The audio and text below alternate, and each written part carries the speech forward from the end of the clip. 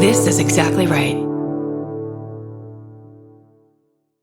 When a charming neurosurgeon rode into Frontier Town selling a persona of confidence and care, patients trusted him. He wore cowboy boots in the operating room and became sought after by patients. He promised to heal them. Instead, he left a trail of broken bodies. This is a story of greed, betrayal, and a fight for justice. Listen to Dr. Death, the Cowboy, wherever you get your podcasts, or binge the entire series right now, only with Audible.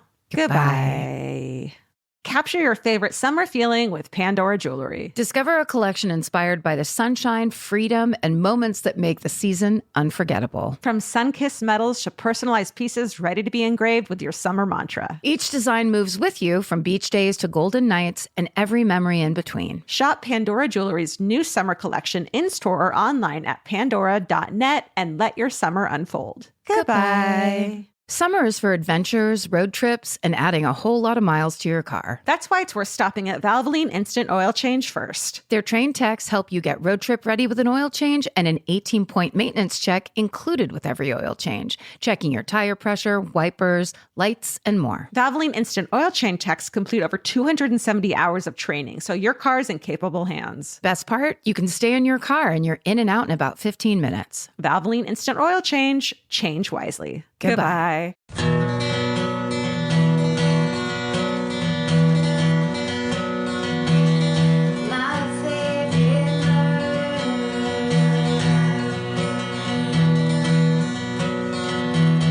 Hi, welcome to My Favorite Murder. That's Karen Kilgariff. And that's Georgia Hartstart. And we are here. And we are phony. This is how we do the podcast from now on. I hope you like it. We were told by podcast consultants that we should act like this at the beginning of the podcast. If you're new to this podcast, you probably hate us already. You can go to hell. You can fuck right off. That'd Oh, be we're not supposed to awesome. curse anymore. I forgot. Oh, that's right. You can F right off. You can F right in the A. You can go to HE double hockey sticks. And also email us because you're supposed to get this social media aspect going. Right. We're at Twitter and we're both on Bumble, even though George is married. What's another one that's good? I actually, wait, you might have to cut this out, Stephen, because I'll say her name to you, but I don't know it. Leave it. No, it's Lizzie and I were talking about Bumble. We were just talking about dating in general, what a nightmare it is in LA and all that stuff. And in the conversation of her trying to get me to join a dating app, I convinced her to rejoin Tinder. What? It was the most hilarious turn. It was like she was trying to convince me. And as she was convincing me, I'm like, well, then why don't you do it? And then she's like, I don't know. I don't know. You know what? You're right. I should sign up again. It was hilarious. You're good. You're just like, I'm going to turn this motherfucker. That's right. Are you going to sign up for any of them? No. You're going to meet someone at a fucking gas station pumping gas. They're going to be like, hey. That's why I keep hanging out at gas stations. You got to get a nice car. The problem is that my arms are always crossed when I'm getting gas. So I put out negative. You're more interesting. You don't want superficial shit. Thank you. None of us do. Also, I wouldn't know how to pick people based on their picture because I don't trust that. Yeah. I'm good at, I'll take friends, phones and be like, yes. Or like read their thing. I don't know. Because it doesn't matter to me. There's no fucking stakes in my fucking game. I don't give a shit. I was actually doing it for Lizzie for a little while, but it's that thing where then you start seeing what other people's tastes are, which is really funny, where I'm like, oh, I would have said yes to that. Lizzie's like, oh, no. Yeah. This is a murder podcast, by the way. This is called Karen's Diary. That's how we start. This is called, I don't know. This is called, did you hear this interesting true crime based piece of news, which lots of people tweeted to me on Twitter? There's a woman named Agnes Gund, who is basically a crazy rich philanthropist. She sold a Liechtenstein worth $165 million. Jesus. And donated all of the money to criminal justice reform, specifically with the eye to reduce mass incarceration in this country. Oh my God. And a lot of people sent it to us on Twitter saying there are some good billionaires out there, and also like finally some positive news. That's great. Which I thought was very cool. I just found a friend of mine a friend, like someone she knows is going, a dad, he's like sober, but years and years ago, he's going to prison for 8 years for having some pot on him. Oh, now? In Florida, though. Oh. Yeah. Shit. Which is just like so heartbreaking. His whole family is not going to have his income. His kids are going to grow up without him. Whatever he could do to be a productive member of society is fucked. Like, it just doesn't make any fucking sense to me. It's so crazy. That's some old leftover. Those laws are now seeming like blue laws. They're just so old. What's and a like blue law? Blue laws are like those laws that were in, I don't know if they were specifically New England, but it's like you can't drink on a Sunday in this county. Right. All that old shit that's like, they're just still on the books because no one took them off. You can't spit because of the 1919 Spanish flu. People would walk in it and track it into their house. Exactly right. But I mean, it should still be illegal. Yeah. That would be nice. Yeah. Hey. Okay, we were going to talk about Mommy Dead and Dearest finally because we've been promising it. Yeah, wait, do you have any other short pieces of business before we get into that discussion? Business. Oh, the video of Kayla Brown when she was discovered on Todd Kolop's, farm or whatever. Remember when a couple months ago there was that, they found this woman chained up in a storage container, right? Yeah. Someone was like, they have video of them opening it and getting to her. And I was like, I can't watch this because I pictured her like I pictured the end of Texas Chainsaw Massacre. Yeah. Where she's screaming and insane. Yep. And it was nothing like that. And it was almost worse. I went to watch it. I was going to watch it with the sound off because I knew that part would be bad. And the first shot is she's fully dressed. She's got a chain around her neck, right? Yeah. Like there's a collar around her neck and then a chain. She's like laying on a shitty mattress. But it looked so weird. She looked like she was kind of frozen, like she was so scared or whatever. And how long she'd been in there? 4 months? I'm not sure. Anne had seen before she went in her boyfriend shot and killed to death. Yeah. And had probably been attacked repeatedly. Yes. And the second it started, I was like, no, I'm not watching this. What for? Like, I'm glad she's rescued. That's great. I want her to get better. I want her to be strong, all positive vibes. I don't need to watch that moment of horror. I felt bad, but I did watch. I felt bad watching it, but I watched it. And I think what was so interesting to me is how calm she was. And it kind of hit home of that thing of everyone always saying, you don't know what you're going to be like in, what is it? Like a crisis. So they're like, whenever someone gets killed and they're like, he acted like so calm. And it's like, you don't ever know what it's going to be like for someone. And this was like the perfect, or like a traumatic event. This was the perfect example of that to me. And she was like immediately like, I've been locked up in here by Todd Kolop for this many months. He shot and killed my boyfriend. Like, she was just like, here's the information in case I can't give it to you later. Yes.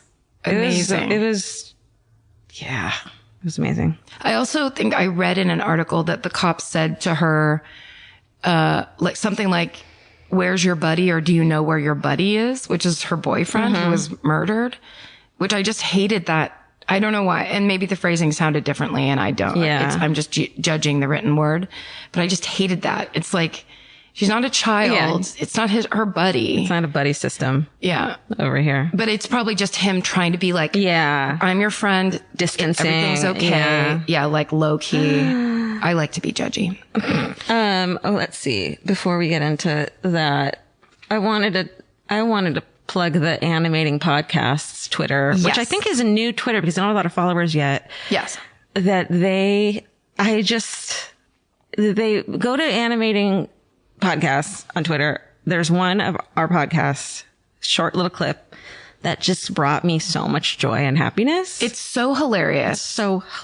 It's amazingly done especially as fast as we talk and as talking over, like kind of overlapped. Yeah. Where that could not have been easy. Even like they had I went, in it. I just made a noise and it was this perfect, it's just this hilarious cartoon. Steven's in it. Narwhals are in it. Spoiler alert. It's just like they took a clip from our podcast of us speaking and made it animated. It was very exciting. It was a real honor, but it was also just like kind of cool. So talented. And also I liked that it started me talking to you and pointing at you, which is so me. Like, how did they know? I don't know. And it looked just like us. It did. And Steven. Oh my God. When it panned over to Steven, Oh my God. I laughed out loud. It was such a great job. So great job animating podcasts. Yeah. They do it for other podcasts. Yeah. Go onto their feed. Fucking best. It's very cool. And thank you guys for picking us. Yes. Steven had a kitten named after him. Congratulations. I think I cried a little bit. They found him in the backyard, right? Like I couldn't think of a higher. Yeah, I couldn't think of like I don't know. Like, It's a huge compliment. Yeah, I mean, it just means a lot. It's really cool. So the kitten's name is Stephen Ray Morris. The kitten's name is Kitty Ray Morris. but they're calling it Morris, which I just think is so perfect. That's very cute. Yeah, Kitty Ray Morris. It's just so cute. It's a little tiny and He's a little baby. I don't know. It was What really, color? It's like tabby, not you, Elvis. I know. It's like a tabby, like striped, like brown and gray. Oh, It's just Kind of looks like my cat growing up. So that's awesome. Congratulations. Yeah, congratulations. That means we don't have to pay you this month, right? Yep. Because the cat got That's right. Right? You got cat payments. Yeah. going towards the cat. Yeah, it's going towards the cat. Okay, me, dead, and dearest. Man, people have been asking for us to please talk about it. And today on my car ride over, I checked my Twitter and somebody was like, are you guys ever going to talk about it? And in all caps. Oh no, they said, have you guys? So I bet they were asking in a very polite way of like, did I miss it? Have you guys talked about this yet? And just in all caps, I wrote, not yet. Let's never talk about it again. Let's bring it up every time. Let's move on right now. And just never, we'll bring it up every episode. So rude. It's time. It's finally time. Here it is. Mommy, Dead and Dearest. It was good. I finally watched it. I was the one hanging us up because I didn't watch it for so long and I just watched it like 3 hours ago. Really? Yeah. Nice. I caught up. I loved it. It's so good. It was amazing. And it's funny because I thought after since I watched The Keepers first, I was like, oh, that's like a Netflix series and it's this, 8-part thing and whatever. I thought it was really well done. And also I am now so fascinated with Gypsy. Dude. It's like, when they were talking about the fact that she was raised by this con woman manipulator. And so that's all she knows. Can you imagine? So like her kind of I already am not the hugest fan of the baby voice and that kind of like the giggly baby voice, which she was forced to, like her mother forced her to have that personality and to have that kind of like, I'm just a little baby. Well, I'm not definitely, and you'll vouch for this, not a psychologist. Okay. But. Wait, are you a psychiatrist though? Yeah, you want some pills? Yeah. Adderall all around. But I heard, from someone a long time ago that when older adults, women have that baby voice, it's because they experienced trauma as a kid and never got past it. Yeah. So they sound the same as they did back then. Right. That sounds cool, right? Yes. Let's say it's real. Well, I've heard the same thing. Okay. Yeah. Good. Yeah, man. She's being interviewed from prison. Yeah. It's just crazy. I can't imagine what her inner life is like. And I wanted to be mad at that dad so know. bad, but like The dad and the stepmom. You're only seeing it through. I feel like if the mom was still alive and she was putting in her 2 cents, you'd be like, oh yeah, I would have moved 7 states away. Yeah. Even the little clips that they had of her were frightening. Yeah. Like she is a frightening, creepy woman. But like, okay, the dad, while hot, wasn't very smart. So I feel like he was just manipulated and conned too, clearly. For sure. Even her parents were like, yeah, they were conned. Yes. Well, and also when it's that, that she has some personality disorder. Definitely. I won't, even though all I want to do is say which one it is. I won't. Well, I mean, if you have Munchausen's by proxy, which means you're willing to hurt your child to get attention. Sociopath. You're a sociopath. Right. Bing, bing, bing. Ding, ding, dong. That's the one I know. But also maybe even maybe even a psychopath. Yeah. Somebody tweeted and said psychopaths can't feel anxiety, which would, I saw did you see that? That was so cool. Yes, because so they never get nervous. So no matter what they do or who they're lying to or what they're doing, they will never have that, like, you'll never see the twitch in their eye of like, Or then like burst out into rage. Like, cause anxiety is nervousness. Yeah. And anticipation of a situation or anticipation of something happening. Yeah. So thank God I'm clearly not a fucking what is it? Psychopath? Yes. We know at least we know you're not a psychopath. I'm clearly based on my pharmaceutical history, clearly not a psychopath. But I mean, yeah, the idea, cause that, like going through, cause I kept going when they would say, and then she had this surgery. It's like, how the fuck did it get to the point where she's having surgery? Dude, those doctors, man, I mean, I don't know. I know that they moved around to a lot of doctors once they got suspicious of it. And she's so manipulative. And they wanted to believe her. Why would you not believe her? A sick child. But I feel like always in a pediatrician's mind should be, this could possibly be, it has to be there. Everyone knows what it is. But she's inducing with medicines, right? So she's like, oh, she has this thing. Then she's giving her medicine that's giving her the reaction that's making her. Clearly, this woman is smart and knows a little bit about medicine in some ways. I mean, when they open the medicine cabinet, the medicine closet. Also, the pictures from around the house, where there's just like brand new Disney slippers everywhere, where it's like, the Disney thing was creepy as fuck. Everything's pink and Disney and creepy. And so she's kind of a hoarder. She's kind of like this, like, put on these slippers. It's just, yeah, it's the creepiest and weirdest. Did you see there was a girl on Twitter who like tagged us and was like, I just realized that I have a photo of them with them. It's it's a girl who listens. She like worked for Ronald McDonald House or something. Oh, that's right. And she's in a photo, like a photo op with them. Yes. Smiling. Yes. Honey, you win. Oh, you won that. And also she thinks she has her arm around an 8-year-old and the girl's fucking 18. That part of it. Also because Gypsy's eyes are like a little close together and a little crossed. Yeah. And her teeth like stuck straight out, which I'm sure is from being poisoned all her life. They said like the leukemia medication will make your teeth fall out of your fucking head. So she kind of has the look about her where it's like something could be wrong. And then what mother brings her baby in and is like, you know. Oh, Steven has it queued up. What's her name? Let's give her Brienne is the one who sent us the picture. Thank you, Brienne. It's amazing. Also, when you look at this mother, you look at a person who used to, like in the beginning when they have her in the pageant, she was like, remember she was Miss River Queen or something? Yeah, that was weird to me too, where it's like she clearly gave a big shit about the way she looked. Yes. And it's almost like she had this other project now. And so she kind of let it go. Yes. She was living vicariously through her daughter's illness. So she was eliciting that exact, like, she wanted pity, sympathy. She wanted like an emotional connection, but she didn't believe she could have it the way she looked and on her own merit. Brianne, if it's cool with you, we're going to post this on Instagram. Stephen, will you post this on Instagram? Because you know I fucking never will. Thank you. It's such a good picture. The other show that I want to talk about, I don't know if you've watched it, but I randomly watched it and you have to, and everyone has, especially if you're into fucking sociopaths, which who isn't? The Bernie Madoff documentary with fucking Robert De Niro as Bernie Madoff. Mm-hmm. Gore. It is so good. Oh, okay. I know. I'm obsessed with the Bernie Madoff case anyways, and I know it's not murder and all this shit, but he's a sociopath. Yes. And so it's really interesting the way they kind of show, it's just such a tragic story. He might even be a psychopath too. Yeah. And yeah, it's so good. Oh, and then it's, what's her beautiful face as the wife? What's her name? Michelle Pfeiffer. Oh yeah. She's great.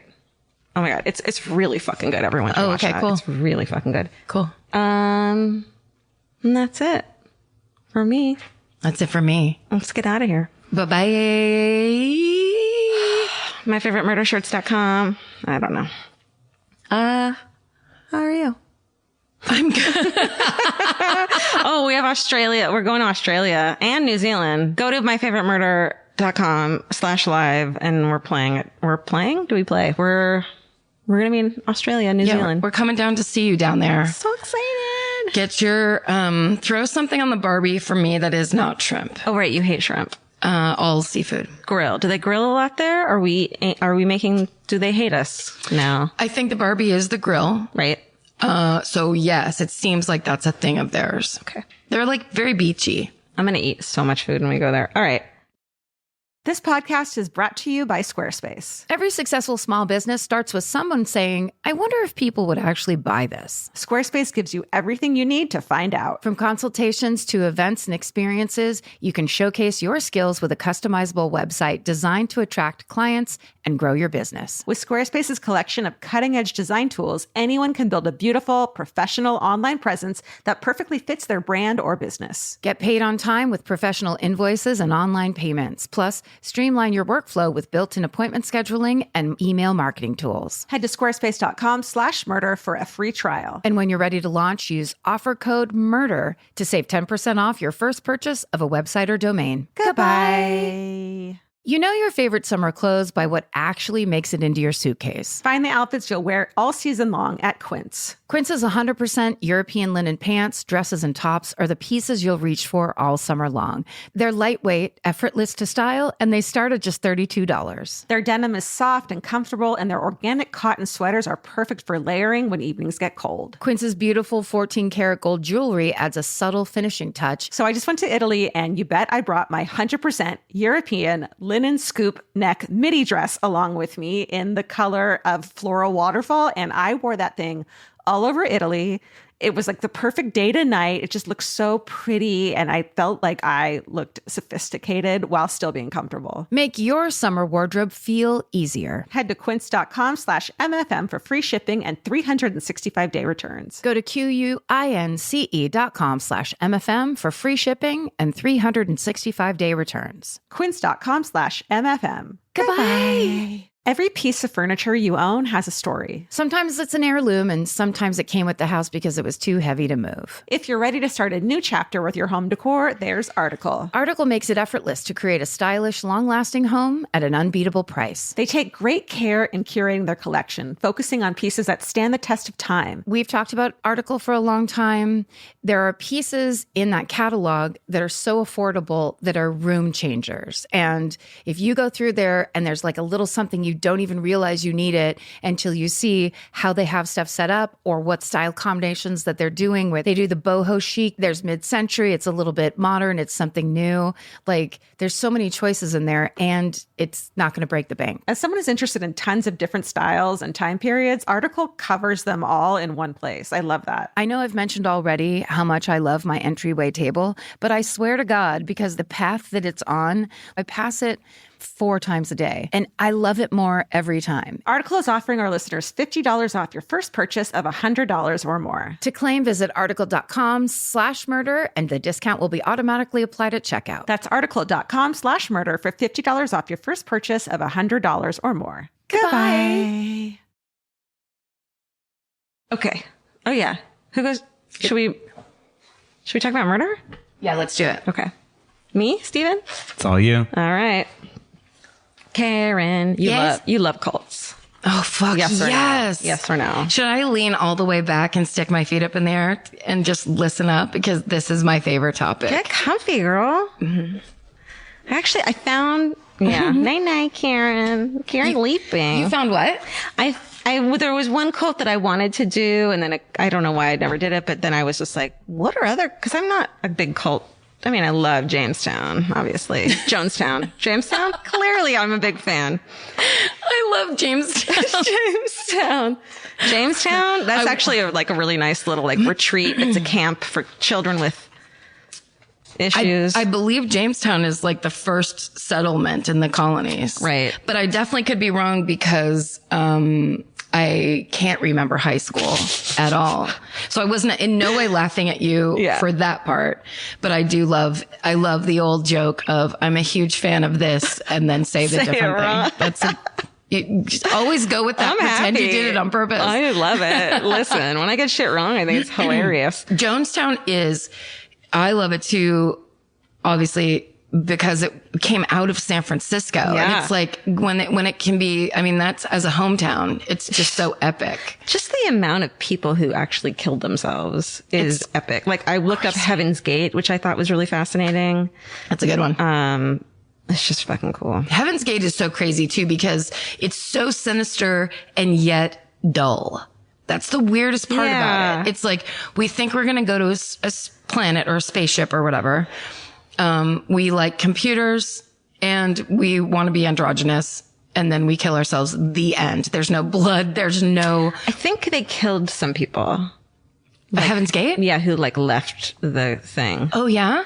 Yeah, I'll have to do it sometime. I really want to do Waco because I think it's way more complicated. I kind of don't want to touch it because I think it's pretty fucking inflammatory. Yeah. Literally. Like, Oh, that was. no, it is. You're right, because I think the story everybody got initially was like these lunatics, and They then it lit was their like place on fire, and it's like, I don't think there they're was dead. there was children in there. Yeah, there was children and, like, in there. You weren't letting them come out. Yeah, there's a lot to it. I think, didn't Last Podcast on the Left do a Waco? I'm sure they did. I bet I'm they did. sure they did it beautifully. Okay. Anyhow, This is the Fall Rivers cult murder. Ooh, had never heard of it. never heard of it. Okay. An hour outside of Boston, the town of Fall Rivers, Massachusetts. Got that one right.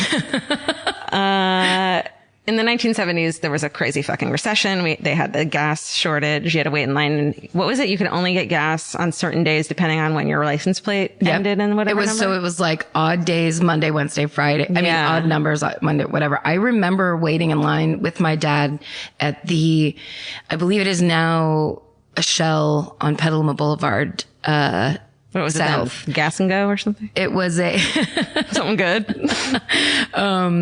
I can't remember what it was, but it was like we were out in the different street waiting to get into the gas station. I've done that at Costco before, but not. Yeah. Think of that, but everyone's broken out of a job, right? Yes. Pre-Costco, there's the idea of even buying wholesale was like inane. Yeah. Everyone was broke. Yeah. So 1970s, Fall Rivers is hit super fucking hard. Factories closed, buildings abandoned, all that stuff. So like Main Street is empty, which just led to a crazy seedy underground of drugs and sex working to flourish. Yeah. So the first victim of the Fall River murders, Stephen, can you look up if it's Fall River or Fall Rivers? I don't want to get punched in the face for this. Don't edit this out either. I just want everyone to know that I'm crossing my I's and dotting my T's. I don't want to get punched in the face. Things have gotten kind of intense over here. I know. At My Favorite Murder. We've been threatened because we don't know state abbreviations. Is there an S or is there not an S? The Worcester people have come after us. Go ahead. There's no S. It's Fall River. Okay. So everyone calm down. Got this right because I've written it both ways. Okay. The first victim of the Fall River murders is Wait, Fall Rivers or Falls River? Sorry. Oh, fuck. You know what? I'm going to say both ways. No. Falls Rivers murders. It gets sad now. So let's. Okay. Sorry. Be cool. 17-year-old runaway, Doreen Levesque. She had escaped her New Bedford foster home and she got out of there and went to Fall River and turned to sex work to survive. 17 years old. Oh, Jesus. And also fucking every story you hear about foster homes. Obviously there are good foster parents out there and all blah, blah, blah. But man, oh man, like I have a friend who grew up in several foster homes and it's just like one horrible story after the other. It's just that thing of like, well, can you imagine if working on the street in sex work is the better alternative than living with your foster family? Yeah. That's like that. You can imagine what that must be like. Horrible. Not that there aren't great foster parents out there. In fact, I want to be one day, but not in the 70s. There wasn't. Okay. So her body is found on October 13th, 1979 under the bleachers at the local high school. Yeah. Her wrists had been bound with fishing line and she had been stabbed in the head several times and her face had been beaten so bad that she was unrecognizable. Then a month after she had been found, a man named Andy Maltius goes to the Fall River police station. He wants to file a missing persons report for his girlfriend. They won't do it. Fucking, there's a twist. Okay. Oh. A 22-year-old sex worker, that's who she is, Barbara Raposa. He tells her that he's scared for her safety, and then he starts to randomly mumble something about a satanic cult. And he says he has information relating to the other murder of Doreen Levesque. Whoa. Yeah. So he is a very mentally unstable creep. He's a pedophile, a sex sadist, and a violent rapist. And when he's questioned by the police, he told them that there was a satanic cult operating within the Fall River area and the sex worker community. So that whole community of drug addicts and sex workers. Jesus Christ. Are fucking Satanists. And this is during the Satanic Panic. Remember that? Yeah. Which is like the stupidest thing. But then there were Satanists. Who knew? Well, also, it's a violent rapist reporting. Like, yeah. How bad does it have to be? Yeah. Once again, that's just crazy where it's like, I'm the worst person and I'm going to go to the police because this is this bad. I'm so worried about my girlfriend. And yeah. So, okay. Then Karen Marsden, she's a 20-year-old single mother. She's a drug addict, teenage runaway, or was a teenage runaway. She's also working as a sex worker. She comes forward because she's afraid for her life. She tells the police that the local pimp, Carl Drew, was the ringleader of this satanic cult and that he was responsible for the murder. She felt that she knew too much and was too inside the close-knit circle of the satanic group to remain safe. So she's fucking terrified. The police offer her protective custody for her cooperation, but she denied it. She didn't want it. Uh-oh. Who knows why? I mean, I'm sure. She doesn't trust the cops. And she's a drug addict. You don't make the best fucking decisions. Right. When you're on drugs. And also, if you're trying to do drugs, you don't want a cop around right. like, protecting you. Right. So you're like, I just need to get high. Yeah. Yeah. Okay. So Drew, let's talk about Carl Drew, the man that she fingered for the murder. Listen, you guys said it. I didn't. You guys are gross. Steven, play back that tape. This is a murder podcast. I know. Please. I know it. All right. Carl Drew, 25 years old. He's from New Hampshire. He'd been raised on a small farm, and the story is that he had a childhood of hard labor and physical abuse. He told a story later of his alcoholic father tying a rope around his ankles and lowering him down a well to remove a cluster of dead rats. Oh, no. Yeah. You come face to face with that shit. And also fucking leave them there. Why can't they be in the well? They'll, what's it called when things, they'll degrade. Yeah. Totally. Leave them in the well. So how about you pour some goddamn battery acid down that well? And your kid? Yeah. Well, in addition, he lived on the farm, so he was taught to butcher livestock, and he got the job of cleaning the farm's slaughter pit. Again, send that kid in there. Dang. He had to wade through rotting carcasses in order to separate the hides and hooves for rendering, which, all of that just smelled so horrific. I mean, and you would smell like that for days. Well, this is like if I were Gwyneth Paltrow and I was like, it was hard for me too. I made bone broth recently. Oh, no. I know. Steven, cut that out. My whole house smelled. Say it. Well, you have to boil the marrow bones for like 48 hours and it just gets this smell. Yeah. That is so horrific and not good. Yeah. Did that smell linger? Oh yeah. Yeah. So then when I can't drink it now because it's so disgusting. Listen, no. You have to have somebody else make your you buy it. I know it's expensive. Yeah. I'm Gwyneth Paltrow. But you guys look it up if you have gut issues. Bone broth. It's really good for you. Anyways. Where was I? At 14, he runs away to Fall River. He eventually becomes a pimp and he's a Satanist, and he uses Satanism to terrify the sex workers who worked for him. Yeah. He had a felony record, convictions for assault, weapons possession, and armed robbery. So he's a real great dude. He claims later to be the son of Satan. Okay. Which, who knows? Did Satan have kids? Oh, I wonder. Yeah, I do too. Did Satan change diapers? I mean, I bet he wasn't what kind a good of father was he? Like the wife woke up and was like, "It's your turn." It's your turn. And he's like, no. Yeah, And they're I'm like, you're Satan. fucking Satan. Yeah, I have to do it again. yeah, The son of Satan. yeah. Okay. Like, come on. Yeah. I mean, most people claim to be Satan. Right. Isn't that more of the thing? Yeah, Okay. It doesn't matter. yeah. He makes the sex workers participate in his animal sacrifices and tells them that the same thing would happen to them if they disobeyed him. So he wasn't one of those nice pimps that everyone talks about. Or nice Satanists. Or nice Satanists. There are nice ones. I mean, they Well, do also- seem Satanists. That's fine. I mean, whatever. Yeah. They're chilled out. Yeah. It seems just like a tool to control people. It's just Yes. using fear. Like, this is the thing you're scared of. Yeah. I'll use this symbol. Yeah. And it'll control your behavior. And I'm on all the meth. All the fucking, like, Fall River meth, which Yeah. is probably not. No, that's the good stuff. Yeah, no offense to them, but so the Fall River cult, they had like maybe up to 10 members.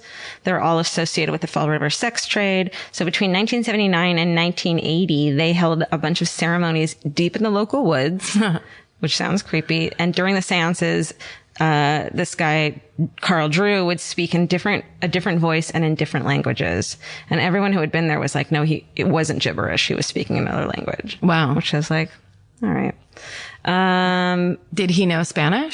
Yeah. Had he gotten the Rosetta Stone Listen. CD? I know Pig Latin. That doesn't mean I'm speaking in another language. And you and I speak in a different voice whenever we do fucking ads. That's right. So You can do lots of voices.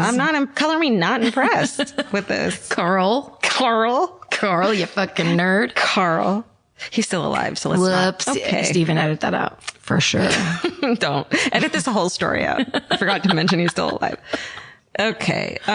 First the rituals involved sex and drugs, but then things took a turn when he was like, human sacrifice time. Oh, no. No.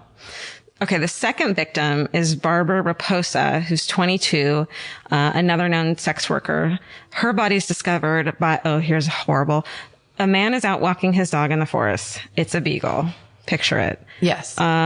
His dog starts sniffing around and like starts to kind of chomp on something. Mm-hmm. And he thinks it's just an animal because she was so unrecognizable that he didn't realize it was a human.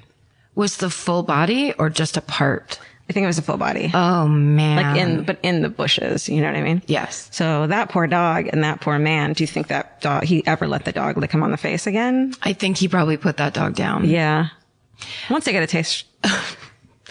It's so dark. I know. But it really is, not to be hacky and say the same thing we say all the time, but it's like, I understand there's a benefit of going into the forest if you have a large group and you're there to really hike it up and be a team or whatever. Walking alone with your dog in the forest, I feel like there's only a couple things that can happen to you and they're bad. Like your dog doesn't care if it's on the forest or a sidewalk of a fucking suburb. Right. Why? It's like not that your dog's more stoked when he goes into the, why are you? And then at the same time, I have to be totally honest and say, I am jealous of that guy because Because he gets to do that? Oh, because just that moment must have been horrifying and like it's just a seminal moment. It's a watershed moment. I wonder. I don't ever want to know. I wonder, here's what I wonder. Are seminal and watershed synonyms or did I just say two different things? Seminal is like, but they're like explaining a thing. A defining moment. Right. You just said it in better words than defining. Sometimes I just pick a word out and say it. It's whatever my brain offers. You sounded like a thesaurus. Jesus, I can't say thesaurus. Thank you. You're welcome. Okay. So Barbara Raposa, she's been badly, she's got her hands bound. She's face down. She's on a flat stone that resembles an altar. She had been so badly beaten again that her skull was crushed. There were stab wounds to her head again. So then on February 1980, the cult's third victim was killed. This is 22-year-old, who you may remember her name, Karen Marsden. Oh, no. The woman who had gone in because she was afraid. So, Oh no, I had immediately assumed it was the missing woman, but this is the one who fucking showed up herself. yeah, the one who went in, she's But the didn't want- 20-year-old single mother, drug addict, and she feared for her life. She's the one who came in and said no thank you to victims protection.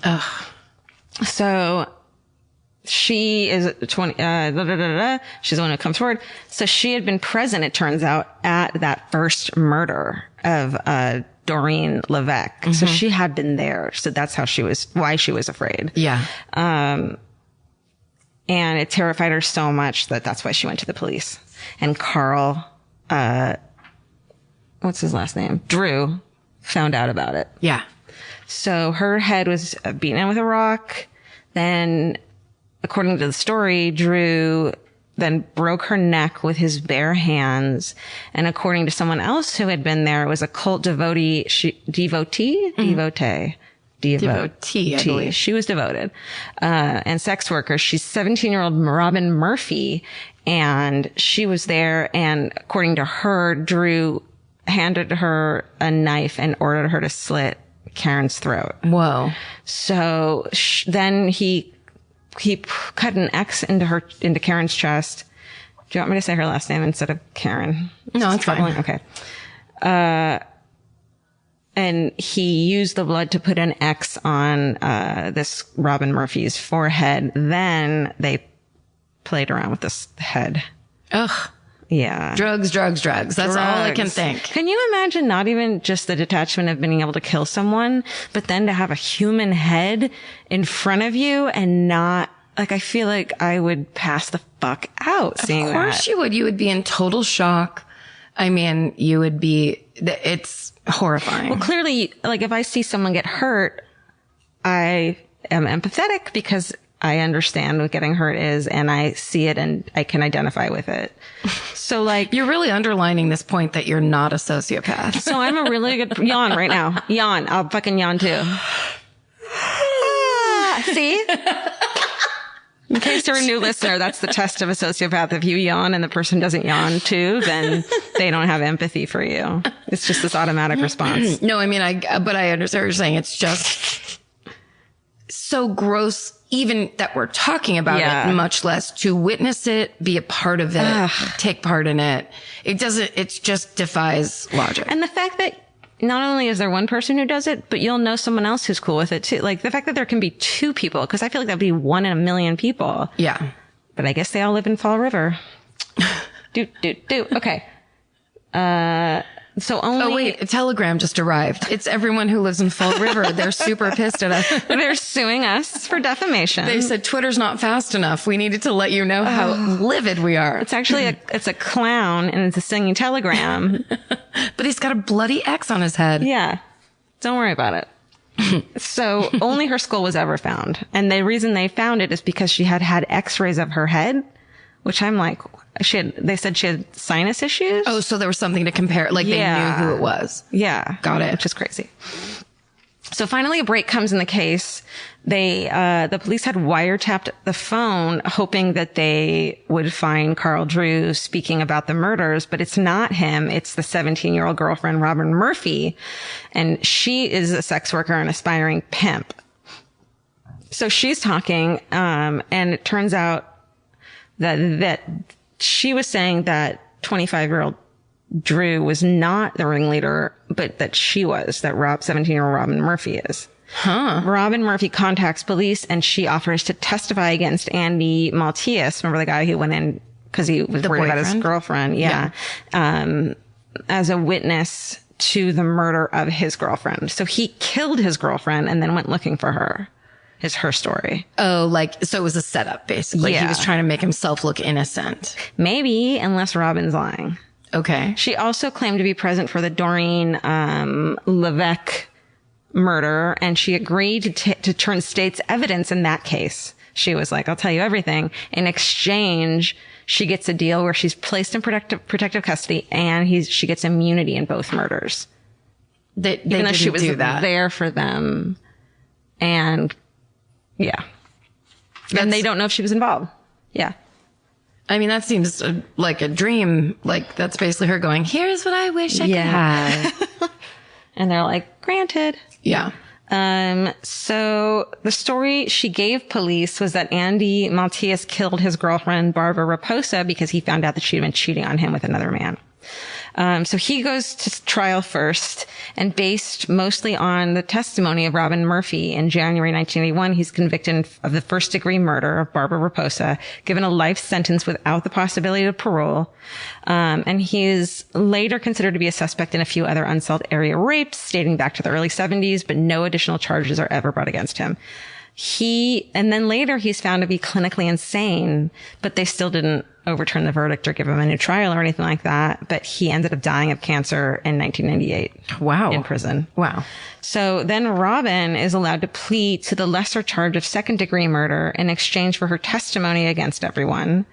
And they keep the immunity deal that she had going. And she received no additional charges in connection with either of the other two murders.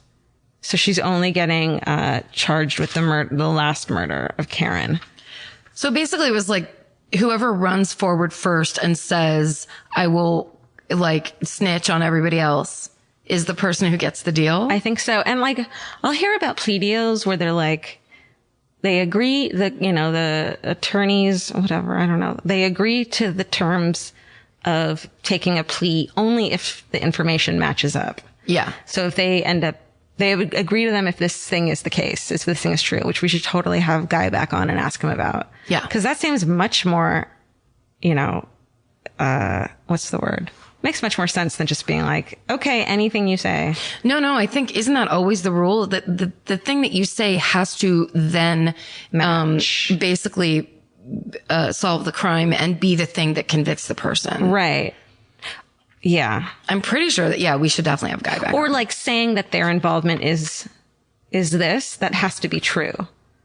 You know what I mean? Like, I'll testify, here is my involvement. But if later it turns out that involvement isn't true, that you lied about it, I don't know. Let's ask Guy. No, it wouldn't be that, because that's like, then they would be planning for the person to lie, because they could find anything to. Yeah. No, that makes sense.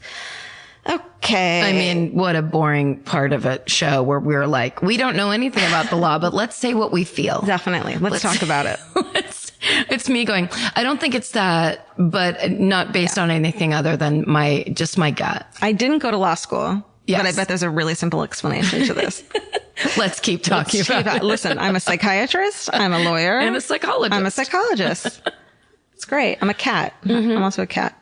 Okay. Okay. So this chick, Murphy what was her name again? Robin Murphy's, she received a life sentence with the possibility of parole. She spends 24 years in prison, and then she's released on June 10th, 2004. But thank God she violated her parole and she goes to prison 7 years later. Huh. She's currently serving her time in a maximum security prison in Massachusetts. And in 1984, she recants the entire story. Huh. She says none of it is true. She's trying to get a new trial. It doesn't happen. She's eligible for parole in March 2017, which if you'll look at your calendar was like 2 months ago. And they're reviewing it right now. Hold on. So in saying that the whole story is not true, is what she's saying that the satanic cult part's not true? Or she's saying that her part in the murder isn't true? I think what she's saying is that the people she is fingering for the crime didn't actually do it. Wow. She doesn't. It's not true. Got it. I don't know exactly if she gave an alternative story. I couldn't find anything on that.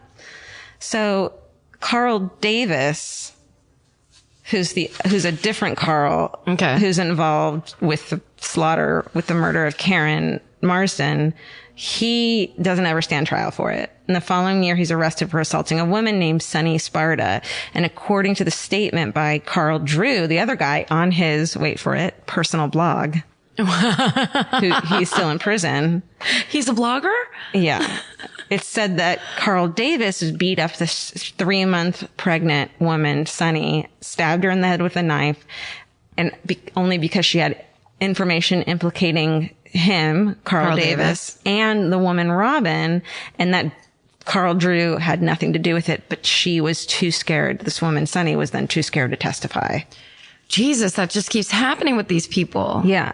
So there's some really convoluted, crazy shit going on. It kind of makes sense, though, that they wouldn't be involving this truly satanic, scariest person. Well, if he's not in prison. Yeah. Right. It's almost like that usually happens where they manipulate everybody into doing what they want the whole time, and then everyone else takes the fall. Well, they're proving that it's proven a couple times that they kill people who snitch. Yes. And if Carl Drew is the killer, then they could talk, but because he's locked up. But if the dude who actually did it isn't locked up, I don't know.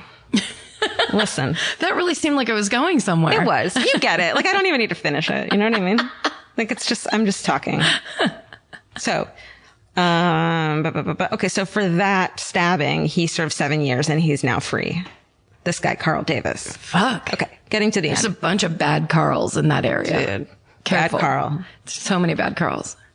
All right. So the case of the first chick, Doreen Levesque, never goes to trial because the district attorney is like, it would cost too much and it would be futile because Carl Drew already has a life sentence. So what's the point? Mm-hmm. Well, it's called, justice. I forgot the word.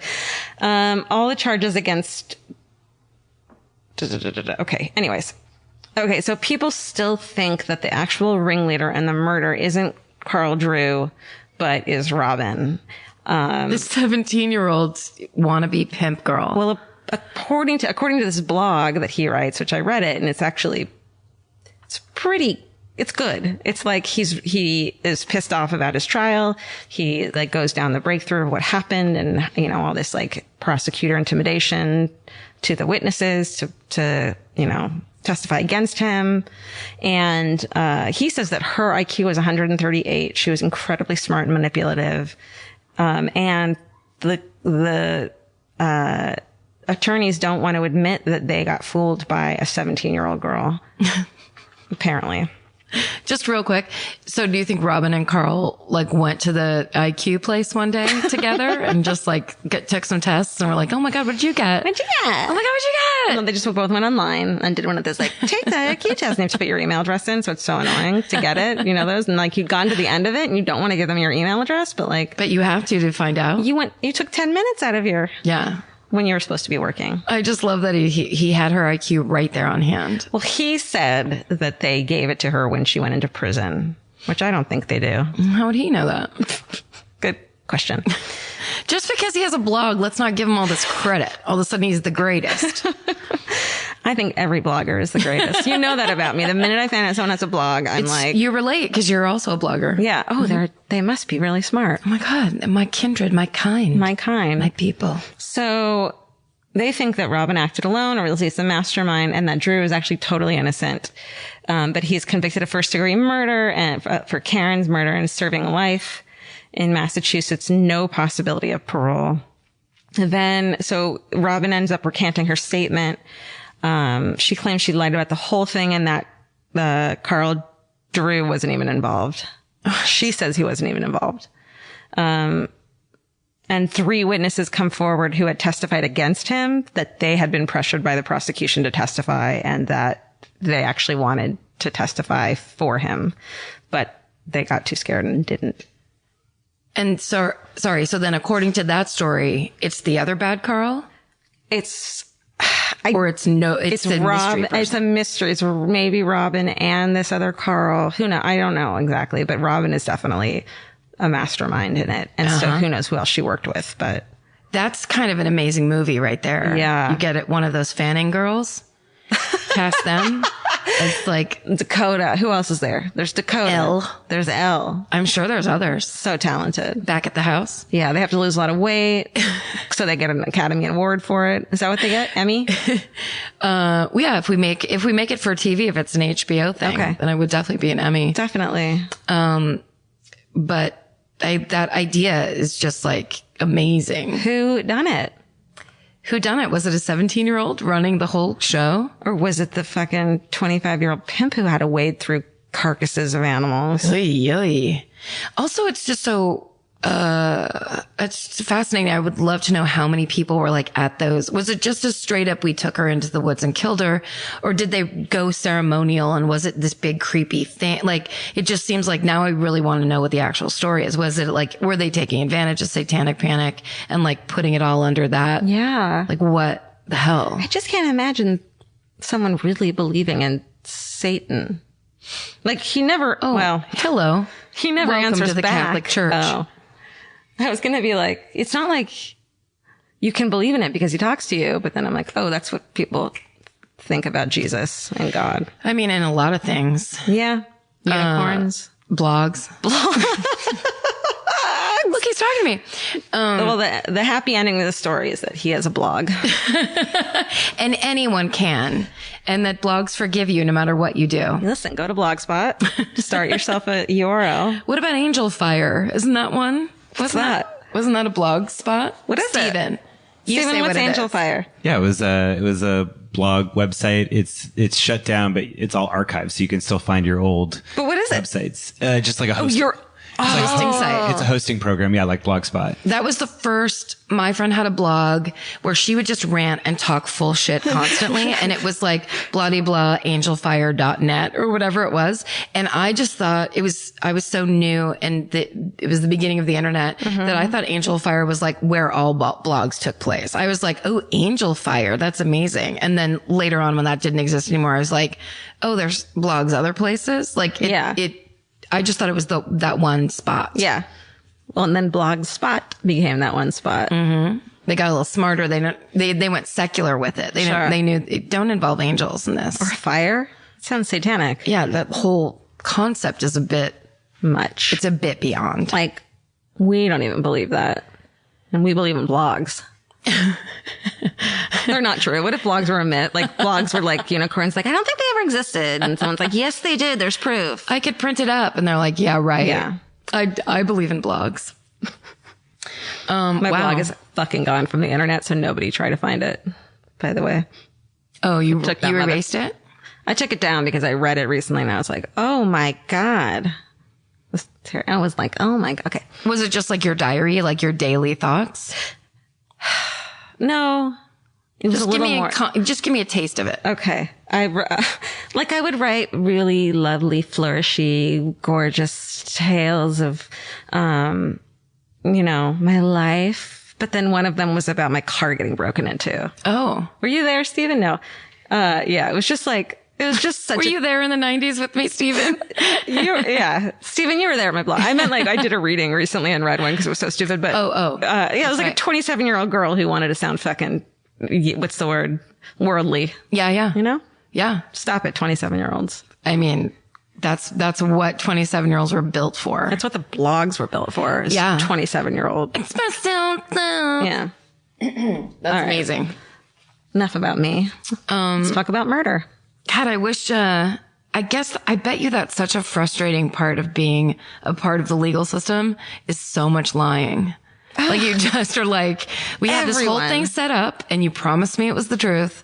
Now we're going with this story. Yeah. And then 4 years later, you're like, I lied about all of it. And it's like, we went off of that entire thing. Wouldn't it be great if like people stopped lying? I mean, if they found, like, in the same way as you can get a fingerprint analyzed, you can somehow accurately get a lie detector. Like a lie detector. A lie detector test. It's not, those don't work though. They're 50-50. I wonder if they came up with, isn't there like a truth serum powder? Well, they can inject you with truth serum, but it doesn't necessarily mean you will tell the truth. And I don't know a lot about that. What's that? I don't know a lot about that. About truth serum? I think it's like it chills you out. You know what? Yeah. Why am I talking right now? Tell us, doctors and chemists. I'll tell you.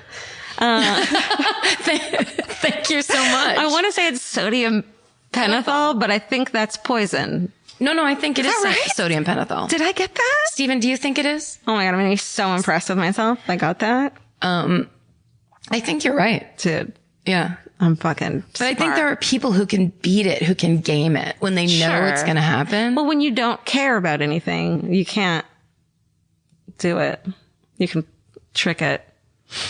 Also, I think the reason they don't use it more is because they can't just shoot up whoever they want. Yeah, I think I was going to say that it must be against rights somehow. I bet it is. Can everyone stop lying? I mean, I'll start with me. What is it, Stephen? Sodium pentothal is used to induce comas, anesthesia, euthanasia. Oh, nope. Yeah, that's the euthanasia. That's Truth serum. Yep. There we go. Yeah. It's still used in some places as a truth serum to weaken the resolve of a subject and make them more compliant to pressure. It's called wine. Try it. Yeah, exactly. I was going to say, That's what wine does. 6 wine coolers. This is Wikipedia about it. Watermelon wave. Bartles and James strawberry. Strawberry. What's that one wine that's like strawberry flavored wine? Oh, what is it called? It's like super cheap and shitty. Blue Nun. No, I don't know what that is, but you'd know it. Thunderbird. Night Train. Night Train. No. Someone's yelling it at home. Yeah. Anyways. Someone's drinking it at home. You gotta hope. You gotta hope.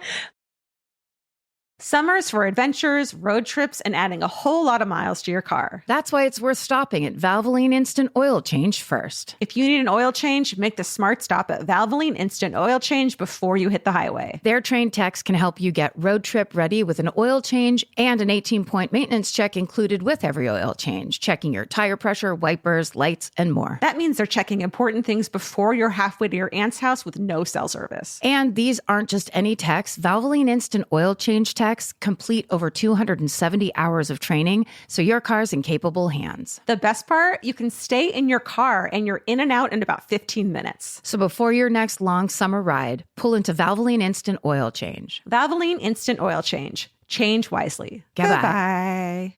While the world watches the stars at the FIFA World Cup this summer, Hyundai has its eyes on the next generation of talent. The future soccer stars who are already turning heads at age 14. Making plays that end up on everyone's feed, scoring from angles that don't make sense, rewriting record books that barely had time to gather dust. Because next doesn't wait for an invitation, and Hyundai doesn't either. Hyundai has always moved the future within reach. Hyundai did it by making advanced safety standard on every vehicle. Hyundai did it by engineering EVs with ultra-fast charging capability. And Hyundai continues doing it every day. From robotics that change how people live to young athletes changing the game, the future isn't some far-off concept. It's already here. Next starts now. Hyundai, an official partner of FIFA. Goodbye. Support for today's episode comes from Square. Nobody starts a business because they love payroll. Or invoices. Or business. And that's why they're Square. Square brings your payments, inventory, scheduling, staff, online orders, and reporting together in one connected system. You can take payments in person, online, or on the go, and track sales and inventory in real time. Instead of juggling a bunch of different apps,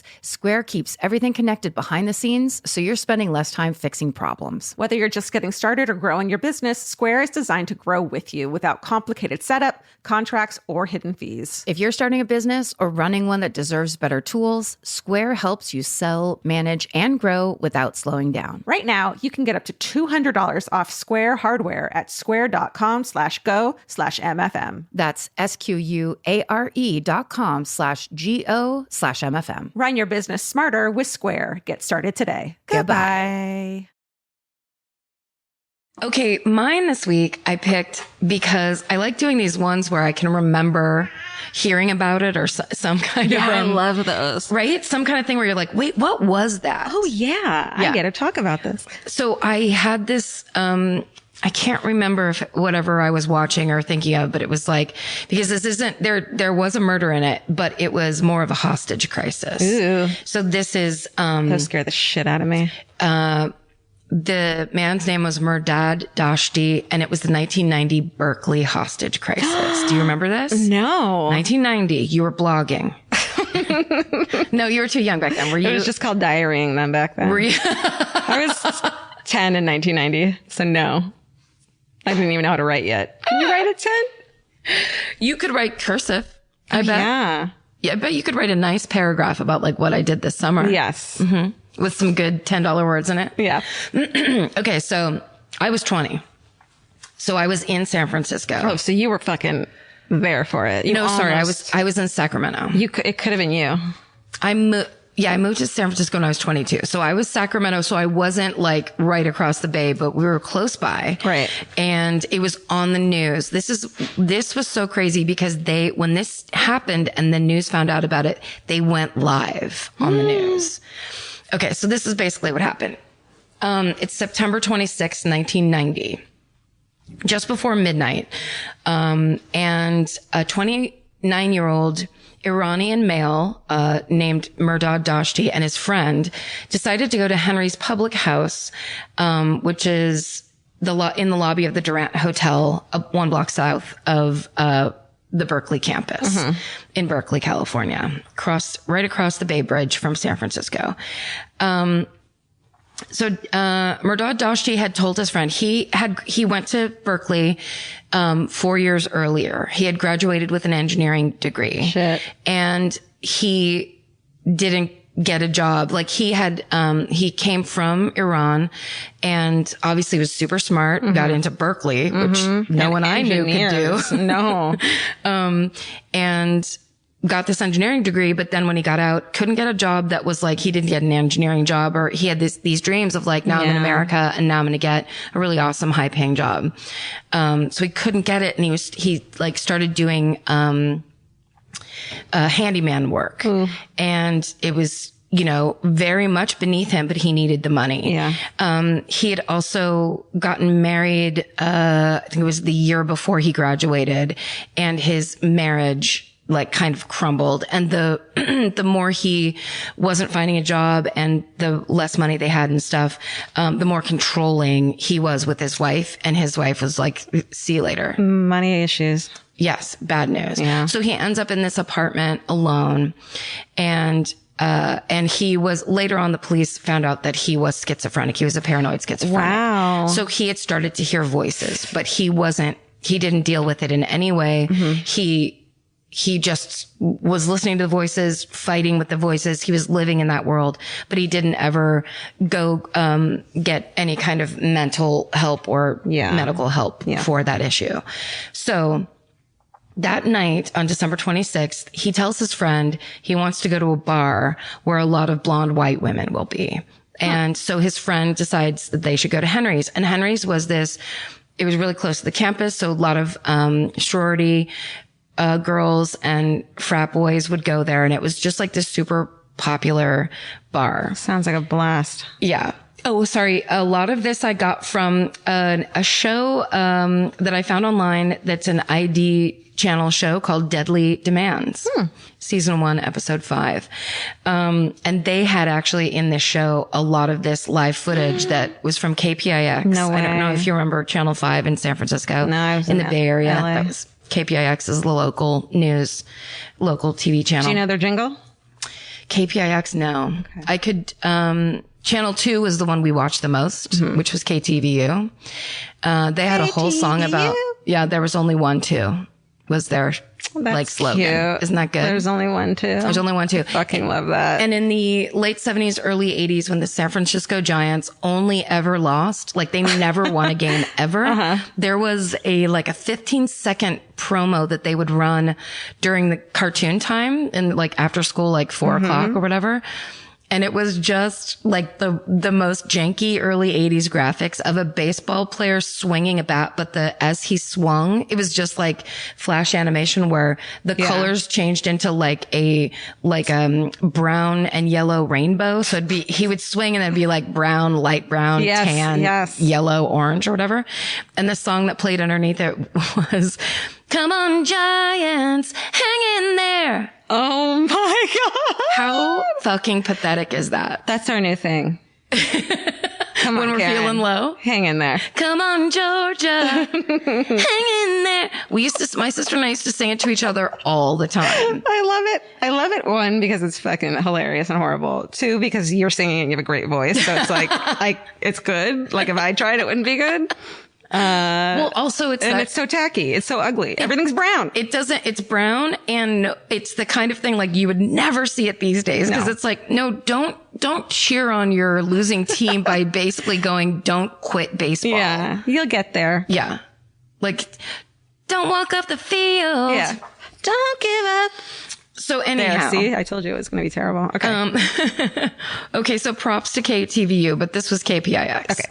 Totally different channel. So they're in Henry's. They call last call. Doshti and his friend are sitting in the corner. And at one point, his friend goes up to get drinks. And Doshti goes, hold on a second. I'm going to go out to the car. He goes out to the car and he comes back with a briefcase. Uh-oh. Yeah. So last call is called. Everyone's kind of like, they're like wrapping it up. And at one point, Doshti opens the briefcase, pulls out a semi-automatic and just starts shooting it into the air. In the bar? In the bar. So there are 67 people in the bar. Holy shit. At the time. And half of them run out. Then I think they said like 8 people were shot in that time. So, and then everybody else hits the floor. And kind of when the dust settles, he yells to everybody, if you're hurt, you can leave right now. So weird. Yes. So there, like one woman in this and deadly demands, she got shot 8 times and she didn't even know it. She was just like sitting there. What the fuck? Yes. And because it's an automatic weapon, because we fucking need automatic weapons in this country so fucking badly. Assault rifles. Everyone have one. And this guy had many. She got shot 8 times and she said, I felt uncomfortable and then I touched my side and I was bleeding. So she got up and walked out. What the fuck? She's totally probably This is making me feel much better though. About what? The pain that I always like think about the pain when you get shot. Yeah. Well, I think you go into shock. Like she would go into shock because she didn't get shot. Yeah. Luckily it was like her side. So she got to leave. Out. And then there was a guy he shot a guy right in the chest, a student, and 2 other guys went, can we please bring him outside? Cause he can't go outside by himself. And Doshti said, you can, but you have to come back. So they all go outside. I seriously doubt they came back. Can you imagine? You're like, I'm a man of my word. I'm here. Yeah. I'm here again. So, okay. So there's a patrol officer that's walking up and down the street and he's, like a half a block away. He hears gunshots. He thinks it might be firecrackers, but he goes to look and see what it is. And as he gets closer, he sees the people running out of the pub. He realizes then it's gunfire and he immediately calls it in. So there's cops and ambulances and everybody on the scene really quickly because luckily someone was right there like the second it went off. So there's they have the bar surrounded, very quickly. The SWAT team is on site. And, so this is the amazing part. The hurt people leave. He's got everybody else and he immediately makes everyone that's still in the bar line up against the windows that face there's like a wall of windows that face the street. And he's like, everybody line up against the windows. Therefore, they're blocking, the windows from the cops can't see and they can't shoot into the windows. How scary for those people. Yeah. Where's his friend right now? His friend ran out. Okay. Yeah. And his friend ran to the cops, said his name is this. He has these guns. Like I didn't know. Yeah. And he lives up the street. So then immediately the cops get a search warrant and they go into his apartment and they start discovering all the things that they eventually find out about him, which is he went to Berkeley. He's basically now living almost in squalor, divorced. And he's written all these letters to the police, to the government, basically saying, you owe me $16 trillion for the, psychic, services that I've been providing for you. Whoa. So he believes that the voices in his head are the American government telling him what to do. Wow. And he has been listening and obeying and now believes he should be compensated for what he's been doing.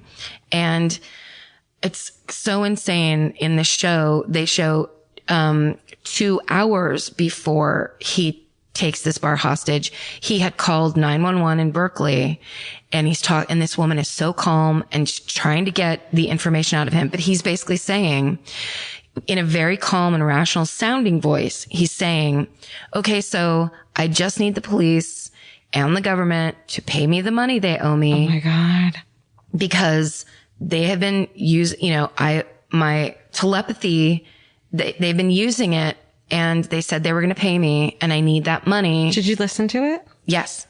I thought it was a reenactment, and then realized. Because everyone's so chill. Yes. The woman was so professional and he was so calm that it was not a reenactment. Wow. And it's the kind of thing where if I was a dispatcher, I don't know if I would have stayed on the phone with him as long as she did, because it sounded like bullshit. It went from reasonable to super crazy, where you'd go, oh, this is a person playing a prank. It doesn't sound like a crazy person at all. He sounds very reasonable and like he just needs his money. And what he starts telling her is he needs money because he just got this letter saying he has to go to jail. And what had happened was I think it was like 3 weeks before, I can't remember the timeline exactly, but because he didn't have a job, because his wife left him, because he didn't have any money, he had taken his car, driven into San Francisco, and just smashed a bunch of really nice cars with his car. What? And he got arrested for it. He got caught after having done it. He basically probably went to like Pacific Heights or Nob Hill or somewhere crazy fancy and just like smashed all the Mercedes, like parked on one street. I mean, who wouldn't want to? I bet it felt pretty great. Probably. As revenge. But then here's the problem. They arrest him. They bring him into the police station and they do a strip search on him. And for him already being in the mental state that he's in, and also being a practicing Muslim where being naked, like they made him strip naked, and it was incredibly obvious. I mean, it'd be demeaning to anybody. It doesn't matter what your religion is, but the way they were saying it in this story, it made it sound like it was in a religious way, not very inappropriate for someone. Yeah. Probably now there's like, I don't know. So that was part of it. So when one of his first demands, so what he does is, once he gets everyone lined up against the wall, he makes all the pretty blonde women in the bar come and stand in the center. So they do, and he makes them strip. And then it's not in any of the like articles I found. It was definitely not in Deadly Demand, but I heard about this, like it was things that they weren't putting in the newspaper. Right. But basically after making these women strip, he made the men in the bar basically sexually assault the women. Oh my God. But that was in this website I found that's like a police report thing, but they do not go into detail at all. And of course, a lot of the men tried to block his view. So they were pretending to be doing something that they weren't actually doing. But then apparently there were things where he made like them. Oh my God. But I don't know what it is. Yeah. It's the creepiest part of the story. And it's the part that I remember people talking about the most, where Did it was they like, talk about it? Just person to person. Yeah. So who knows the urban legend element of it, because it's so salacious and gross. But also, the thing that I heard was that he made somebody assault someone else with a carrot, and he talked about Bugs Bunny a lot. Like it was this, like one of his fixations. But that, to me, that sounds like it could just as much be an urban legend as it could be anything else. That's like totally also, sounds like crazy. When have you seen a carrot in a bar lately? Right. Or did he bring it with him because it was part of his like weird plan to humiliate? Like what would humiliate a person the most? Right. I don't know. Any way you slice it is hideous and disgusting, but they barely touch on it in the TV show version. It's just the women standing there stripped and crying and like being humiliated that way. So then the next thing he says is he makes a guy take a bar stool and break out a window. And then the guy, he sits down against the wall, is squatted down, and he just makes this guy be his voice for him. So the guy, and you see this, they have news footage of this because they went live on KPIX almost immediately. And you see the guy who's like a frat boy from the 80s. He's got like, you know, like the blonde hair parted on the side and the white shirt or whatever. Did he look scared, or was he nervous? Too far away to see. But you can kind of just see that it's like an 80s outfit.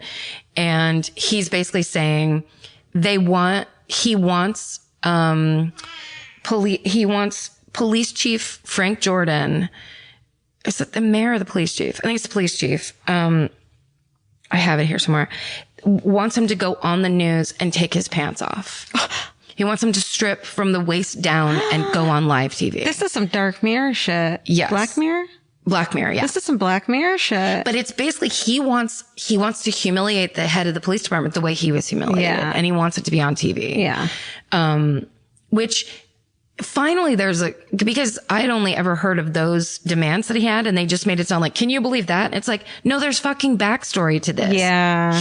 There's a reason for it. There is a logic to it. It's kind of like the center of the whole fucking thing. It really is. And also, why, if you smashed your car into things, why did you have to get strip searched? Definitely. I mean, it's almost like, were they, What was, or were they like, he's clearly on some drugs.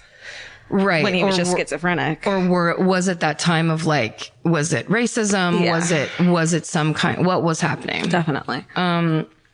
Okay. So it is Frank Jordan. Frank Jordan was the chief of police. Okay.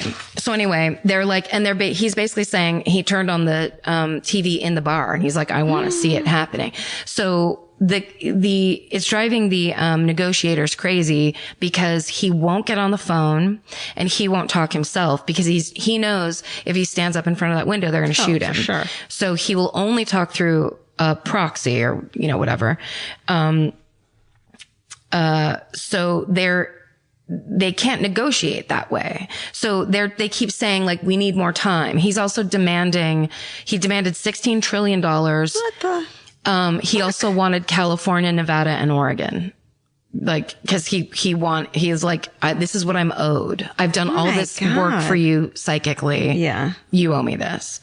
So anyway, they keep saying we need time or we have to, but that's when the negotiators and the police start to realize this is a very bad situation because we can't give him even some of what he needs. We can't even approximate a negotiation here. So this is going to go badly. Couldn't they have like lied? Well, but he wanted to see it on the news. He wanted to see it on his TV. Okay. So he wanted to see something actually happening and they're like, there will not be progress here. Right. So that all happens, basically in 4 hours. So it's now 4 a.m. and there's no progress. And he's getting really agitated. And he finally says, I guess I'm going to have to shoot somebody. Which one of you is going to be the one that gets shot? Oh my God. And he's looking around this bar and these are college kids. Yeah. They're all people that are probably the oldest 23. Yeah. And they're looking at each other and one guy steps forward and says, you can shoot me. Yep. So then he says, can I go tell them what's about to happen? And the guy says yes. So he goes to the window and says, I'm about to be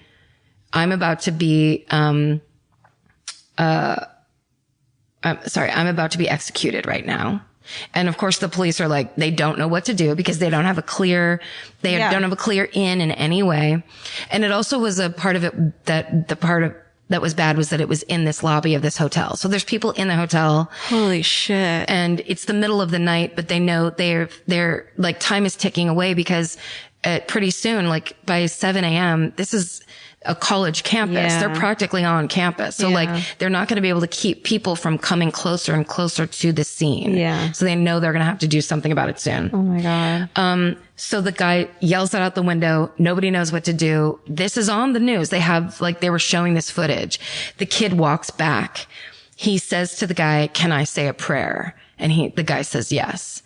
And so the kid says a prayer.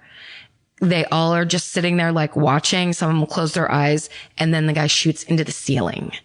And so when they said, these people being interviewed who went through this said like they heard all the noises, the smoke clears, and then he's still standing there. So they realize that he's trying to prove that he means business, but he actually doesn't want to hurt or kill anybody. Right. But he just feels like he's being pushed to the limit. That guy who volunteered. They don't say his name. I couldn't find his name anywhere. I know. Amazing. Martin Hardstark. What was my dad? Oh my God. And What is your finally, dad? My dad's like, oh, that was a crazy night at work. Well, I used to go to a co-ed bars sometimes. I took some night classes over at Cal. Yeah. That's what he would call it. Cal. So a couple of the women in the show say that they think that actually made him feel very empowered and made him feel better. So it brought the level of tension down a little bit, because it was like, Because he could choose who's going to kill him or not. exactly right. And he kind of chose the better thing. But that's also from outside, the cops freak out because they think someone yells, "I'm about to be executed," and then there's gunshots. It's so hard to hear these things and not think of like cell phones. I know. You know what I mean? Because you're like, oh, I wonder if someone had their cell phone open and was talking. It's like, there weren't cell phones. 1990, there was Not hard. nothing. Yeah. It's so weird. There's nothing. It was such a bizarrely innocent time in some ways. Yeah. And then also, media wise, very stupid, because the fact that the news was running it live, like people got to watch it as it happened, was very bad. And it bolstered him probably, because he was like now a big deal, and everyone was, that's that thing of like, don't say the killer's name, say the victim's names, because that's what they want us to be famous. Exactly right. And it gave the police no control. Whatever happened and whatever the newscasters decided to talk about was what was happening. So when the newscasters found out that he had been diagnosed as a paranoid schizophrenic, they said it, he saw it, then he got all upset. Totally. Or so, he got, his wife left him or whatever. And yes. He gets upset. He sees it, and then he's like, it's more, and it's also feeding into his paranoid schizophrenic idea that the government is in his head. Yeah. All of the things that were happening were feeding into all his worst fears. Wow, that makes sense. And escalating it, essentially. Okay, so they put snipers on the roof across the street. And at one point they're like, cause they're trying to, now it's 4 a.m. It's been going on. So they decide the snipers are like, these street lights are actually compromising our position here. If he looks out the window, he can see us sitting here. He might freak out. So somebody else decides to shoot out the street lights. Well, then he hears, Doshti hears that happening outside and gets all agitated. Jesus, that was a bad idea. Yeah. That's when they said, his mood starts to swing from he's like rage, screaming, going crazy, to sitting quietly and mumbling to himself. Oh my God. For like long periods of time. At 5 a.m., he tells the bartender, give everybody 4 beers. Everybody drink and have fun. And one of the women being interviewed, says that's when we knew he was going to kill all of us, because he basically wanted it all to be okay for us when it happened. He felt like that it was clear that the plan was like, have your last 4 beers, have your like final hurrah party. Oh my God. And that's when it got super scary. So he has a briefcase, just for the details. In the briefcase, he has a large caliber revolver, 2 handguns, a fully automatic pistol. The handguns one was fully automatic and one was semi-automatic. And then he has ammunition for all 3. So he's just got, it's like he's not going anywhere. Yeah. He's got a briefcase full of stuff. As they're watching the news reports that the boy that he shot in the chest died at the hospital. Oh no. And Doshti starts going crazy, going, I didn't do it. I did not kill him. They're lying. This is the government. They're lying. I didn't do it. And he loses his shit. Oh my God. Which I think is another really sad part about it. Cause it's like he went in there, he had this big plan. He wanted to defile America's citizens. He wanted to do to America what America was doing to him, but he actually didn't. Yeah. Like actually deep down, that he wasn't a killer, really. Well, he wanted to do that, but he didn't. Doesn't sound like, cause letting all the people who got hurt go is just such a, go get help. It's not what like a, psychopath would do, or a person that's like, I've got this plan and here's my perfect revenge. It's like a person with a serious mental issue who's trying to fix the complete abject desperation of his own life. It's horrifying. So anyway,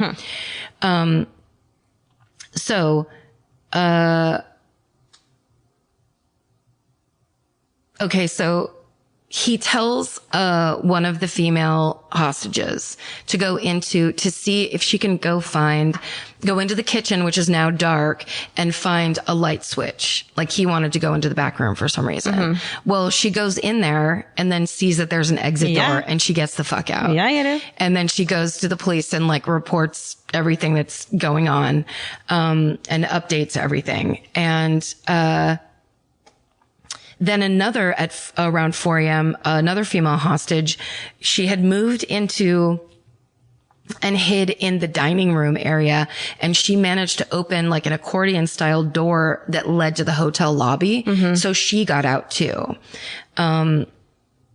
So then, around 6:15 in the morning, the rear kitchen door opens again, and a third female hostage who was sent into the kitchen to find a light, He will not learn his lesson. yeah. He just wants that light so bad that he's not seeing his mistake. So she gets out too. So now there's 33 people still in the pub with him. Now the problem is, again, because it's the 90s, there's no cell phones or anything.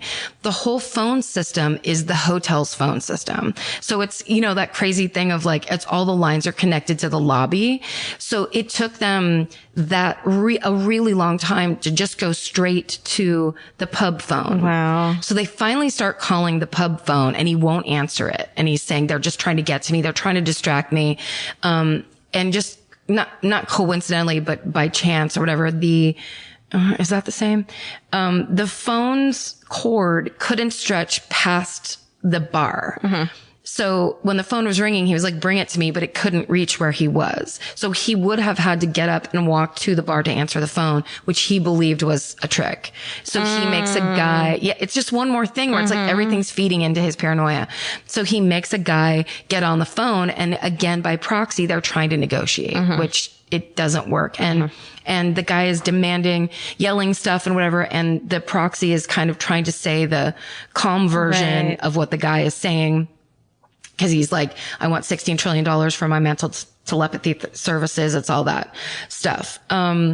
So they had basically, they knew they were at an impasse because they weren't going to be able to negotiate with him. They had done everything that they could in terms of negotiation. So they knew now that the waiting strategy, that part was over because they had to take some kind of an action. So they decided they were going to do, diversion tactics, which is basically when the SWAT team goes in 2 teams, and one of the team rolls in like a flash canister, and then the other team comes in from the other side. So when it's 7:23 in the morning, so they'd been there for fucking almost 8 hours. They roll in the flash canister, and everyone starts screaming, and the cops come in, and the second team like opens the door, and they're like, get out, get out, get out. So some people are running, and as he stands up from his place where he'd been, you know, like crouched against the wall, and he starts moving toward a booth where he had all these people seated. And when the SWAT team saw him moving toward that group of hostages, they shot him. They yelled for him to put the gun down or whatever, and he didn't, and he kept moving. And so they shot him there. And then they got the rest of the hostages out, and then they got Dashti into an ambulance, and he died on the way to the hospital. And holy shit. Essentially the news was using high power cameras. They were monitoring police radios. They were seeking public interviews.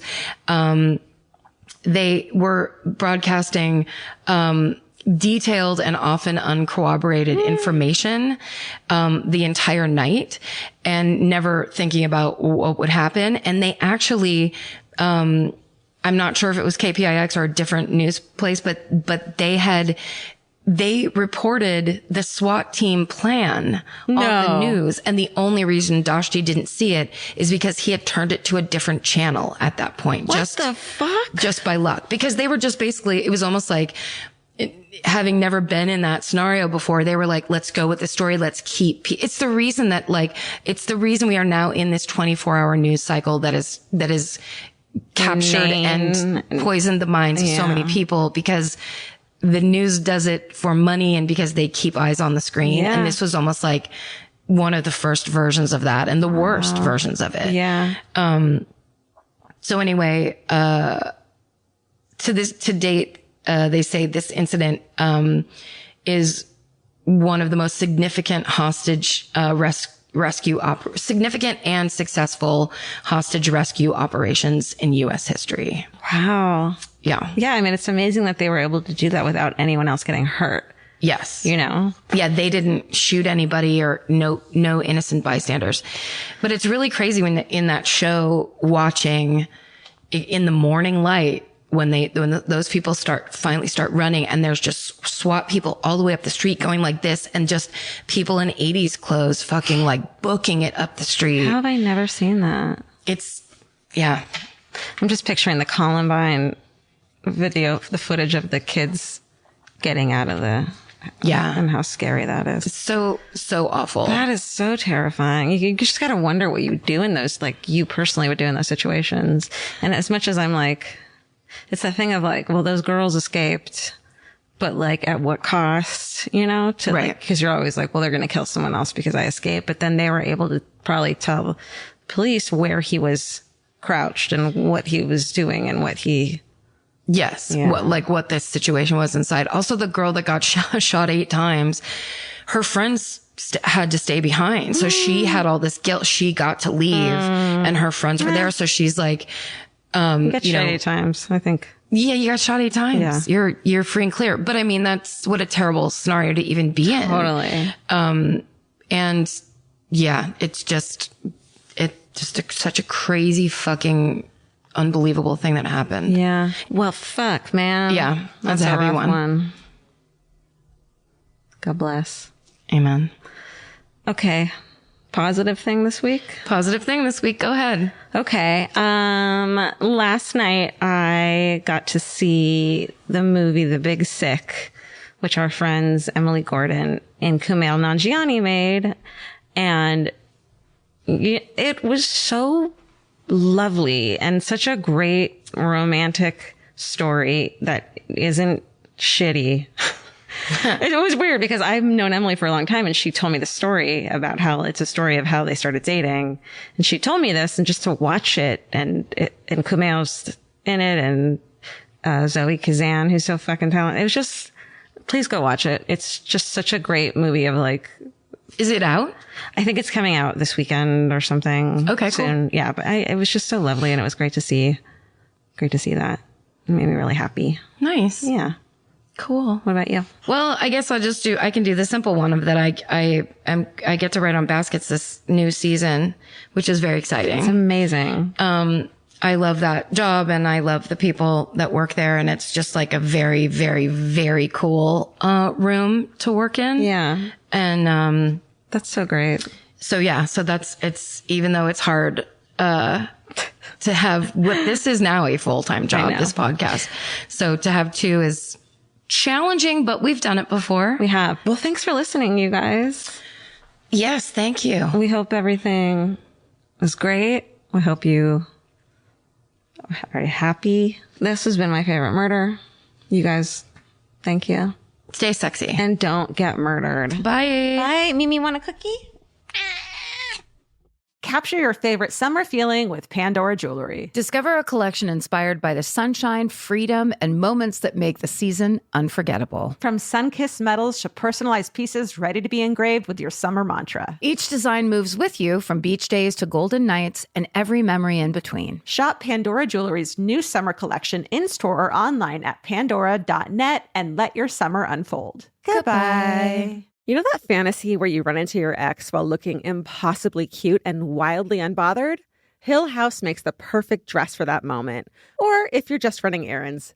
Hill House Home is the brand behind the viral nap dress, known for its signature smocking, ultra-flattering fit, and comfort that makes it a favorite for just about everyone. Celebrities like Taylor Swift, Olivia Rodrigo, Anne Hathaway, and Mindy Kaling have all been spotted in Hill House. These dresses are the definition of versatile, perfect for running errands in the morning and stylish enough for dinner or a party that night. And it's not all they carry. They started with bedding back in 2016, and now you'll find bathrobes, pajamas, children's clothes, and maternity, all with the cutest prints. And it's so true. The hardest time picking out one nap dress because the prints are so dreamy and beautiful. But now that I have it, I'm going to wear it all day, every day. I'm going to throw on my leather jacket at night and look like a total badass. Cowboy boots or cute heels, whatever it is, this nap dress can make it look classy. You look like that classy lady you see at the airport. Hill House makes fun fashion that makes you feel good. Get 15% off your first order of $100 or more at hillhousehome.com with code MURDER15. That's MURDER15 for 15% off at hillhousehome.com. Goodbye. If audiobooks are your thing, or if you've been meaning to listen to more of them, you should check out a podcast called Earsay, the Audible and iHeart Audiobook Club, hosted by Cal Penn. Each episode spotlights standout audiobooks on Audible across all kinds of genres: sci-fi, comedy, romance, thrillers, and more, with Cal talking to guests who help break down what makes each story worth listening to. It's a fun, easy way to discover your next great audiobook. Check out Earsay on the iHeartRadio app, Apple Podcasts, or wherever you get your podcasts. Goodbye.